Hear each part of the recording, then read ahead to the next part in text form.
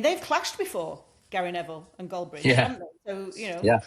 I'm sure they've managed to get over that if there's some nice dosh attached to it. Does the audience follow? Who's going to have creative control? For a long time, they were dismissed as low quality, low rent. There was a bit of an Yeah. inherent snobbishness. Now everybody wants a creator.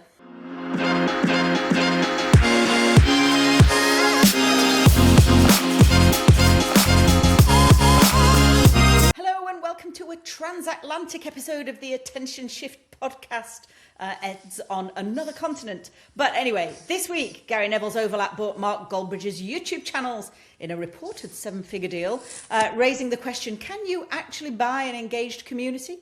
We'll see. And UEFA has started exploring whether it needs broadcasters at all, eyeing a Champions League direct-to-consumer pilot in India and Indonesia. I think we've heard that story before, haven't we? And YouTube's Brandcast will be telling ad buyers it's not competing for social money anymore. It's coming for TV ad money. We've got lots to say. So without further delay, you know the drill. 5 stories, 5 minutes each. Are you ready, Ed Abbas?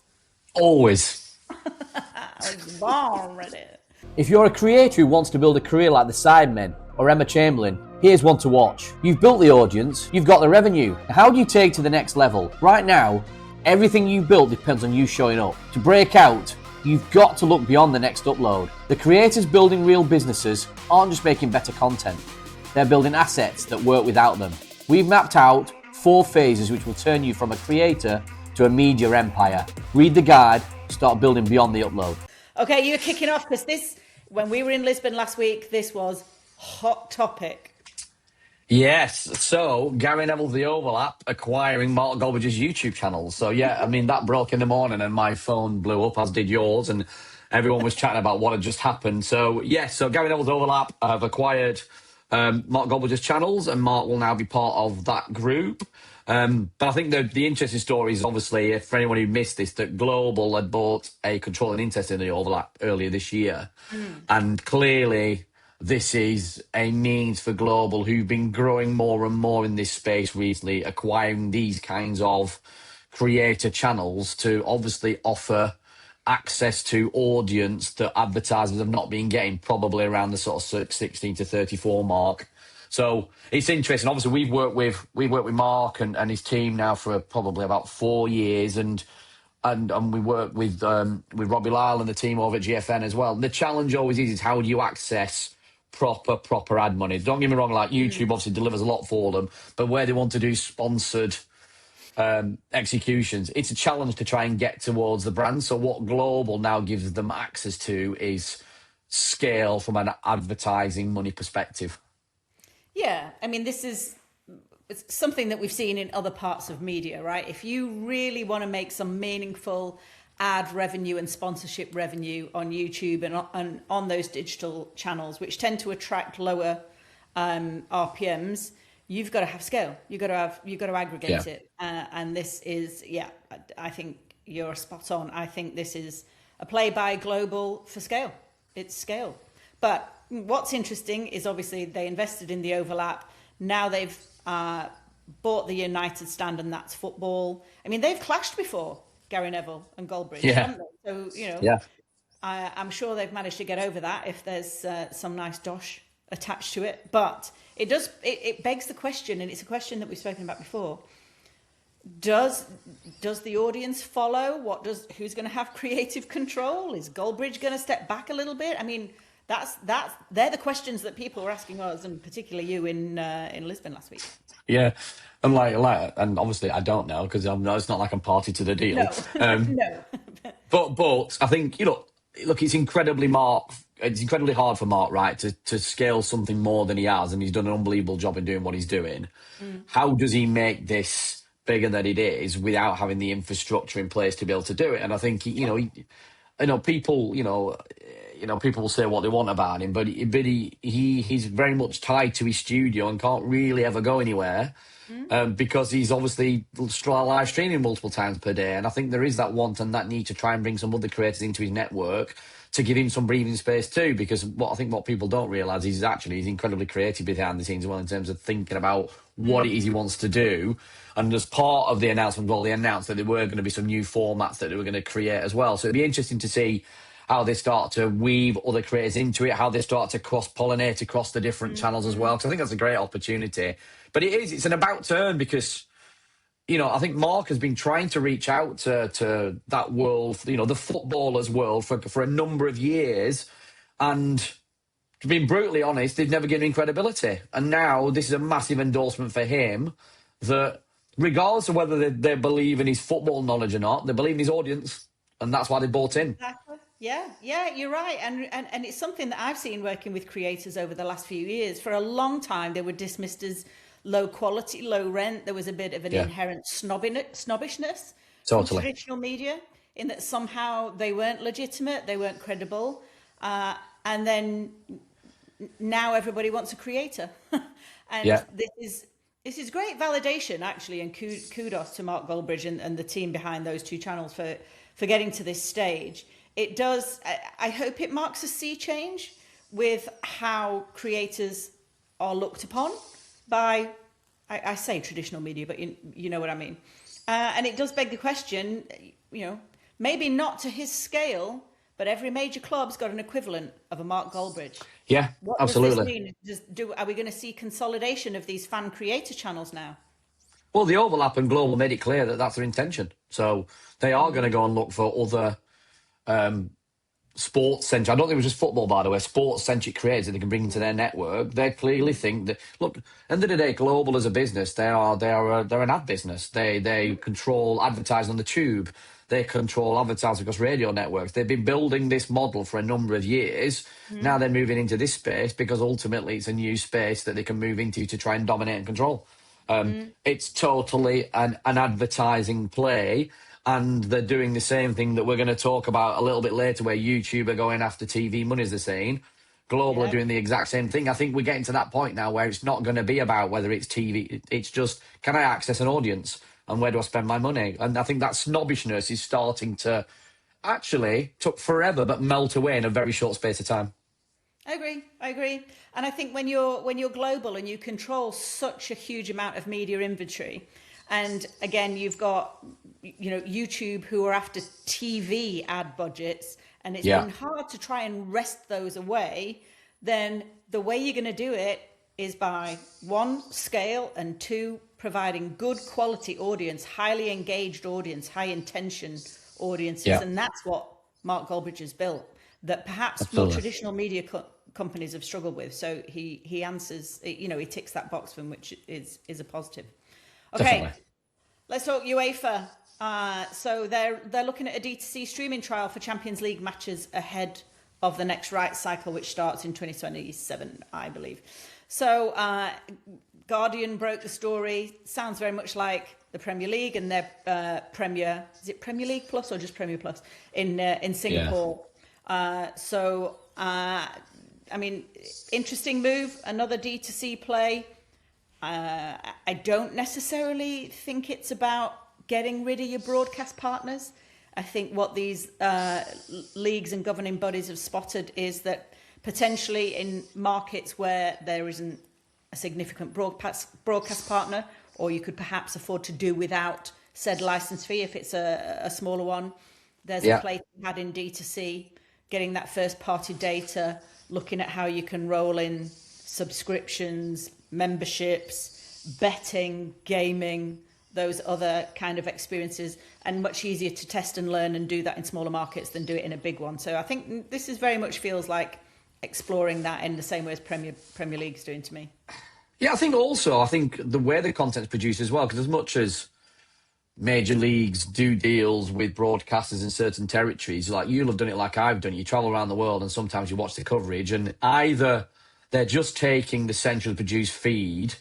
So if you're in a local market, it's really hard for you to find a connection with it because there's not a local flavour to it. And we all know that the actual local production matters to that audience, or the local market produces it and it's even worse because it's so poorly produced. So what it does, no, with production costs, you know, certainly decreasing these days as well, like what the Premier League are doing and what UEFA are doing, it gives them the opportunity to really target how do we produce this in this local marketplace so it really fits with the audience. And it may be that they, you know, that both of them think, you know what, there's certain creators that are bigger than the sports presenter personalities on the local TV channels that would be better to drive the coverage in these territories. But behind the subscription wall, they might take some of those kind of people to do it who've got bigger, more invested and engaged audiences than the broadcast themselves. Because you know what it's like Singapore as well, it's been happening for a number of years.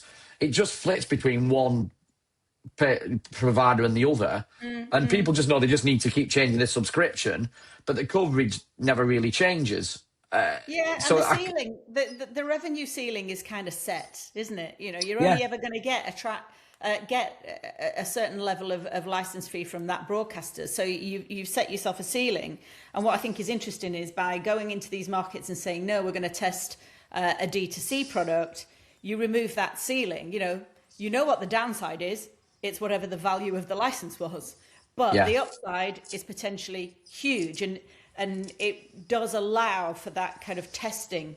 Okay, how can we run a D2C service? How much is it going to cost us to produce in those local markets? But what can we layer on in terms of that, whatever we're talking about, can gaming and betting and gambling. Yeah. But what predictions, can we layer on? And we can take that data and we can start refining that product. So I don't think it's summarily, they're going to flip a switch and there's going to be broadcaster deals left on the table. I think this is the beginning of a portfolio strategy, which I suspect is what the Premier League are looking to do. And you do wonder, relationships in premium markets and then dabble in those smaller ones. And you do wonder, as UEFA felt the need to try and do this as well, because the Premier League are making their move as well. Yeah. Is it a little bit of an arms race as well? Well, if they've done it, we need to do it now too, because otherwise, if everyone starts to build these, where do we go with the content? Yeah. The interesting thing, and I don't suppose it will happen in the short term, is what happens if the model starts to outperform the old one. Then that puts a bit of pressure on the TNTs and the Amazons and the Skies, doesn't it? Well, then it'll be interesting to see, how much does money talk? And actually, are they going to start then thinking about the long term, owning the audience being more important than the short term cash? Or, like you say, do they try and find a hybrid model? Like, obviously, what you've got with Champions League at the moment is you've got Amazon, certainly in the UK, Amazon Prime have it on a Tuesday night, TNT have it on a Wednesday night. So they've been kind of splitting it up. And even like around the World Cup qualifiers, when the playoff games, FIFA, you could pay £2.50 to watch them on Amazon Prime as well. So there's lots of these little tests that are already going on, and and people have been dabbling in it to see what works, what doesn't work. Publishers are competing for attention, but they're using old formats. Writing more articles won't fix declining revenue. The opportunity isn't more content. It's the ownership of live moments. When big events happen, like sports finals, breaking news, cultural moments, publishers should become the digital stage. Interactive formats, audience participation, sponsored integrations. That's how you create inventory brands will pay for. Okay. Cool. Right then, number 3. So Sky posted about a week ago on LinkedIn that they were looking to open up sponsorship of Soccer Saturday and some associated shows for the first time in 30 years. Now, I know that everyone will be saying now, what do you mean? Gillette already sponsors Soccer Saturday. What they're talking about trying to do is they're saying it'd be more integrated in terms of how they go and sell a sponsorship or potentially multiple sponsorships. That it's not just about, the bumpers, the front and the end of the show or when they go to ad breaks. How can they start bringing brands actually into the show, but not just in broadcast, all the associated clips, digital, that they distribute as well.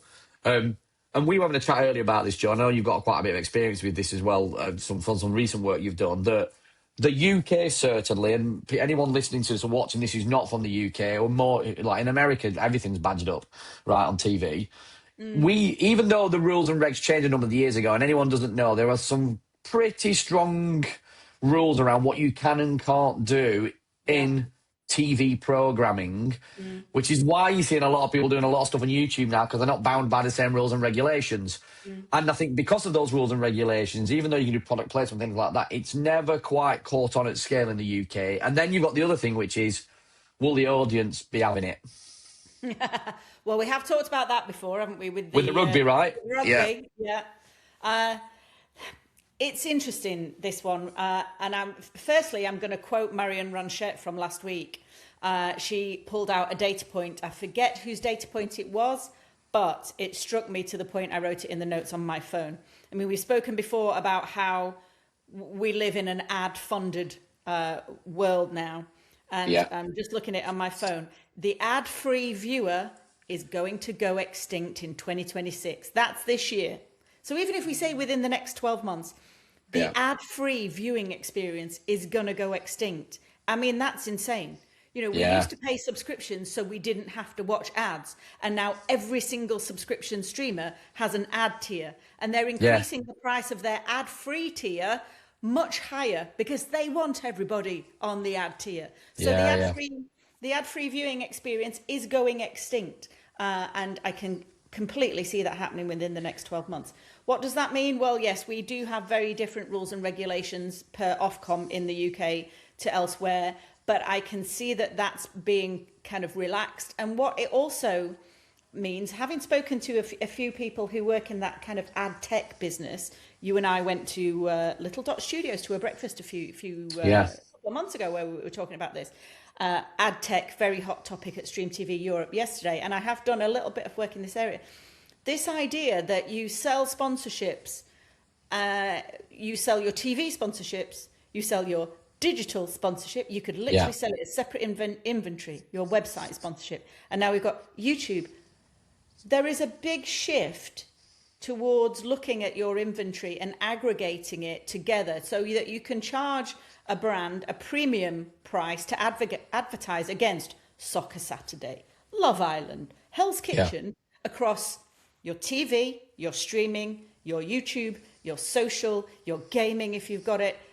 That actually, if you can coordinate that, can command a much higher price point with your partners, and you can be much more integrated, you can be much more creative, quite frankly. And do you know, I was going to say, do you know, haven't been set up to do to this point, but there's a shift now. I was going to say, like, look, I think partly is because in a lot of these different distribution models, the content that gets distributed don't have standard ad formats. So the ad industry, like, oh, it's not a standard format. I can't put it in a box. I don't want to do it.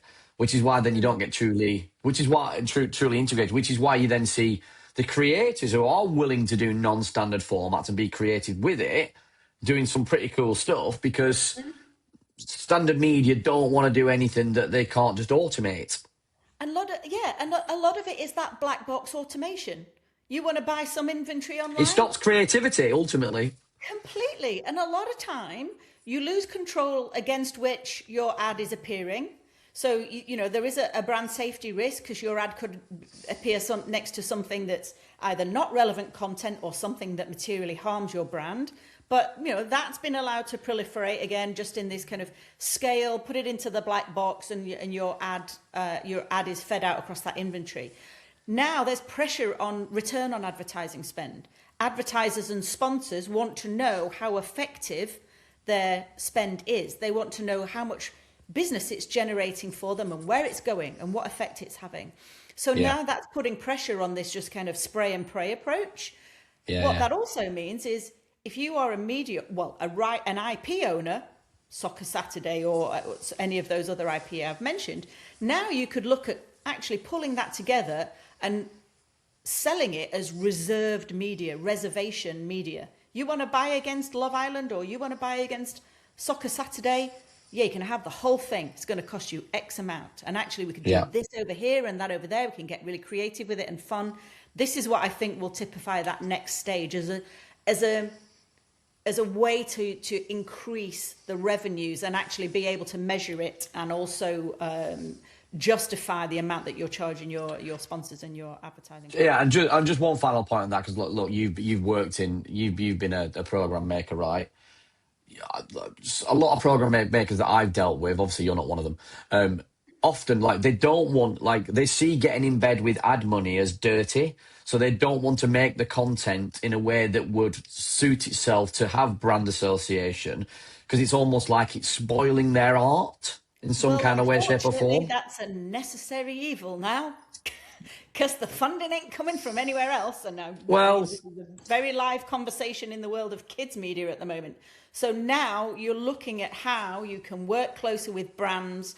You know, you look at Crocs. I think we've spoken about Crocs before. Crocs is funding a mini-series rather than actually create ads, because the ad load is increasing, therefore ad effectiveness is reducing.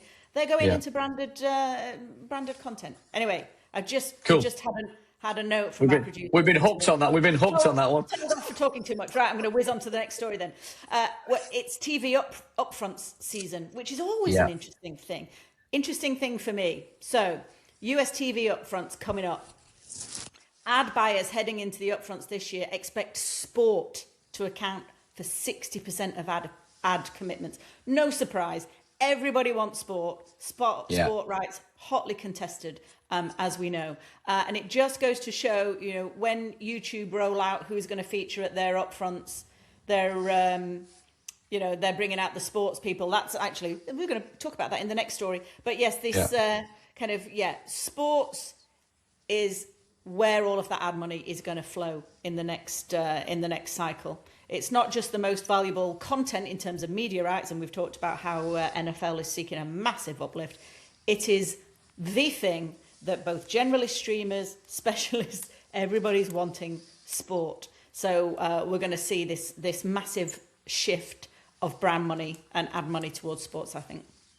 I don't think so, and I don't think. I mean, certainly you see it more in the US than we do in Europe, but when you look at sportsmen and women in the US now around multiple sports and how almost like the arrival at the venue has become the catwalk, which has become the culture and the lifestyle, what they're about. That's almost become as people are looking for that as much as they're looking for the game itself. Well, that allows then any media organisation that's bought into that right to do a lot with that, because ultimately they know that cultural eyes are on it, so they can sell advertising around it. So that's why it's become more important. So in a lot of ways, because it's funny, right? Because when you see all of these sportsmen and women now who really started to lean into being athletes as creators, they do that kind of stuff because they're creating their own content too. But that's having a halo effect for media as well now, because that's them making that programming more relevant to these brands who want to be part of it that wouldn't have been before.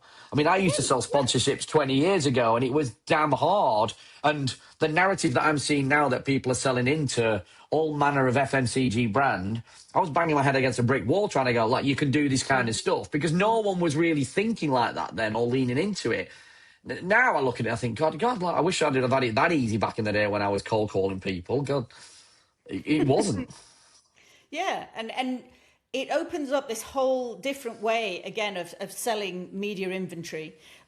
You look at athletes. I mean, it used to be that you were obliged as an athlete in a league to show up and do your sponsor thing. You were kind of Nike athlete, or you were under duress.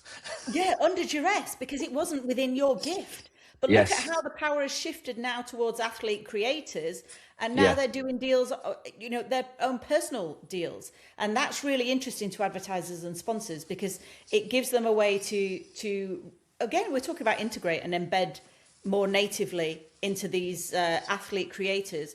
And actually they're invested. A lot of time they're really, really invested in those brands, rather than just showing up and trotting it off, looking vaguely bored. So I think it's interesting. And you're right. There'll be people listening to this around. Oh, they are banging on about creators again. It's like, the reality is these sportsmen and women that have lent into being more than just a player out on a pitch or a court, because they want people to know what they're about, is ultimately, for me, driving up the value of these properties, because it allows the content to seep out of just that. It's a game. Yeah. Can I throw in a conspiracy theory that's just occurred? You absolutely should. You absolutely should. Well, brands not in sport are really looking to try and get into sport now, and it's usually been the preserve of the Nikes and the technical wear kind of manufacturers. I was just thinking about the pelters that Nike has been coming in for around the Boston Marathon, and about how they hijacked Park Run. Yeah. I wonder if there's other brands who want to get into sport who are trying to discredit Nike. I mean, Nike, screwing up their own company pretty well by themselves. But I wonder if the knives are out for brands like Nike, because that opens up inventory for other sports brands or other brands that want to sport. Obviously, just to be clear here, we're saying allegedly. Allegedly. It wouldn't be surprising, would it? I mean, and like you said, they've yeah, no comment. It literally just came to me anyway. I It's a just good one, pulled it that. out. If it ends up being right, I look like some kind of Yeah, genius. Anyway, we'll clip it up and post it if it ends up being right. I Right, then, so mentioned last story. Brandcast. Yeah, go on. Yeah. Yes, last. The biggest events of the year are gold mines for publishers, and Display's new research shows you exactly how to cash in. We analysed over 30,000 comments across the US election, the World Cup, the Met Gala and more, uncovering 8 ways audiences engage, so you can package, price and sell your content and own the conversation, whether you have broadcast rights or not. Head to display.com insights to download Harness the Hype today. Story Brandcast, yeah, you're right. So, I did. I mentioned YouTube. Brandcast. Yeah, because it is Go for upfront it. season, which is always interesting. And the last story kind of merged with this one, and I got ahead of myself. But YouTube Brandcast, which I always think is a really good watch. I mean, they really do set the kind of the tone. YouTube. Yeah. So we've got Chapel Rowan performing. Well, she's on a massive high. So when you can pull Chapel Rowan into your Brandcast, then you're doing pretty well. Creator lineup includes Dude Perfect. They've got Jessa. We've seen Jessa showing up at Chicago Bulls for their Kid Nation game, which was something that I was really chuffed about recently. My beloved Savannah Bananas, apparently. I was going to say, that's the only reason you spotted this story, because they're turning up. See, Savannah Bananas with Neil Moen. It's. I think we're going to have to do you an all-expenses paid trip to go and see them just to get it out of your system. Well, listen, I mean, no, I don't need to convince people that I've been bullish on YouTube for at least the last 6 years. But I mean, there's Nielsen's gauge is its fortunes are mixed recently because they're under a bit of criticism on how. Well, yeah, Marion and mainly Evan have been having been having a right go at it. Yes. So let's not reference Nielsen's gauge. Let's talk about Moffat-Nathanson, who I really again rate as analysts. So Moffat-Nathanson are saying that YouTube is the world's most valuable media company. So move over Netflix, move over Disney, and their ad revenue is edging out Disney's full year. I mean, 40 billion in ad revenue for YouTube. When you roll in their YouTube TV subscriptions, which are primarily US, it's up to 60 billion. So they are a behemoth. It's difficult to get away from it. And they have redistributed a lot of the ad revenue to creators. Yes, they keep a chunk, but they have redistributed a lot of ad revenue. So it's no wonder that their Brandcasts are so important. Yeah. So this is, but the fact that they've got Dude Perfect, Jessa and Savannah Bananas on stage next to Neil Moen, again, tells you everything you need to know about their approach to sport. They've dabbled in some sport rights. I think they're going to come in for an expanded NFL package. But again, they are selling sports inventory on YouTube as premium. That's the way it's going. We were at Stream TV last week in Lisbon, and Pedro Pina was on stage there, and you just know now when you get someone on stage from YouTube, like they're on a crest of a wave at the moment, and they can do no wrong, and everything they say makes total sense. And the session that you and I both loved, which was the TFN session that Pedro Pina was part of. And it's rare that this stuff that happens that we haven't seen, but we've not seen that previously. And I wrote about it last week as well on LinkedIn, actually, and just how that, because we talk about sports creators all the time, but to find a news creator that's credible, because news is very different, right? It is based on facts and less on opinion. And TFN have done that, and YouTube were part of that. So what YouTube are doing here, connecting dots, left, right, and centre, and then just going, there's the platform, fill your boots. And they're getting very, very good at it. But as ever with these things as well, like they are becoming what they are becoming, and they become what they become, and I still think there's massive growth in it. But weirdly, they are helping to change what the ad world and video distribution looks like. But mark my words, it will create space for other entrants to come into it over the next 5 to 10 years. Now, look, we know that Netflix are there and Spotify are doing stuff. Someone else or something else will come along, because it always does. When that change happens, they will get to a point where the reality, we've seen so many of these businesses, they start to hit a bit of a buffer, and then someone thinks of something different and comes in. So Yeah. I know there's lots of people looking at this at the moment going, oh, they're in control of too much. You know, they don't want to do our, you know, they don't want to share the numbers with us. It's not fair, and all that kind of stuff. It's kind of like, yeah, but they are where they are at the moment because they built something that ultimately people want. Yeah. But that doesn't mean that there's no opportunity. All the entrants will enter. They always do. I agree, and it's only bound by the limits of imagination. If you can figure out how to activate on there, or you can figure out how to aggregate, build scale, a little bit like what Global are doing. I mean, there's, you know, you look at, I mean, there are creator networks. You've got Electrify video partners who acquire YouTube channels and help them scale. Again, you know, it's not unusual. They were relatively new 10 years ago, but now there's new ways of putting things together and plugging in. So, yeah, I mean, again, we're seeing this shift. Most brands buy separate ads for TV and separate ads for social. And for a long time, they put YouTube in the social media bucket. Yeah. But now, increasingly, you know, YouTube is considered TV. It's showing much more premium TV. You've got YouTube, Channel 4 and ITV and BBC Studios putting up a whole ton of catalogue, which was made for premium TV, now on YouTube. So the quality bar is increasing, watch time is increasing, the number of ad dollars or money that used to be allocated to TV is flowing over to YouTube. And that's the interesting thing. But sport is where they want to put it next to, because, you know, sport is super premium, always has been, and even on YouTube, it still works as super premium. Cool. So I'll be excited to see Jessie Cole at Brandcast. Yeah, and that's where we are at. We are bang on 30 minutes. Look. So just before we go, so obviously I just wanted to talk a little bit as well about why I'm over transatlantically at the moment. So I've been in Tampa this weekend for Premier League Mornings Live. Yes, how was it? Look, I mean, it was amazing to experience a footballing event where people are drinking lots and lots of alcohol and no one's fighting. Like everyone, like the amount of different football shirts, not just Premier League as well. I met some great people who were fans of Watford, Ipswich Town. I even got on with a Blackburn Rovers fan, which I thought I'd never say, and I spent quite a bit of time with as well. Americans?